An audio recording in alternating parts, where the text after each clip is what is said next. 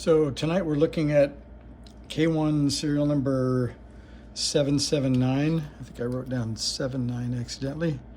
The questions from you guys are really interesting. So I showed a 4-band K1 tune-up procedure, and that tune-up procedure with the background noise is really just sort of the first effort. When you finish playing with the radio to make sure it's working, you can tune up with background noise. I think the better way to do it probably is to tune up with transmit or to tune up with signal generators and a scope, but the background method isn't bad. And it did make me think though, what results would I get with the radio that I tuned up only by ear or using background noise? So I've set up a little table here of 40, 30, 20, and 18 meters. I looked at the maximum output. For example, we're on right now 7040.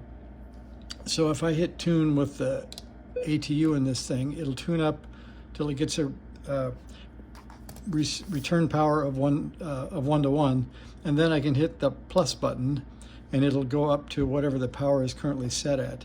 So you can see it's reading 4.8 here and a little less than 5 on the Wells meter. So if I keep hitting the power up button on 40 meters, it'll go up to 7.1 watts. And then any other key to stop. So I did that on each of these bands, and you can see I didn't get optimum results. So I probably will go through maybe next video and figure out why 18 meters is low and why 30 meters is low. I did get 7.1 watts max out on 20 and 40, but not on 30 and 18. So I think those who questioned the method, it's probably true. And I hadn't thought about it because I generally run 2 or 3 watts, so I've never really noticed having less power out.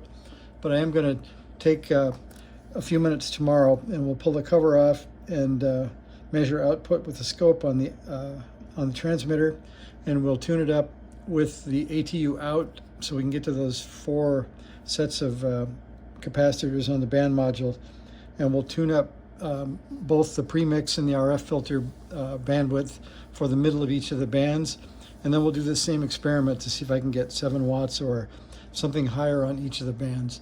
So this is just a quick one to tell you what's coming next. And to some of you who commented, it's great to get your comments, and I think you're right that tuning up with background noise is only half the story. It gets you there and you can hear the receiver working, but I think if you're looking for absolute max power out, then tuning up the transmitter is probably the better way to go.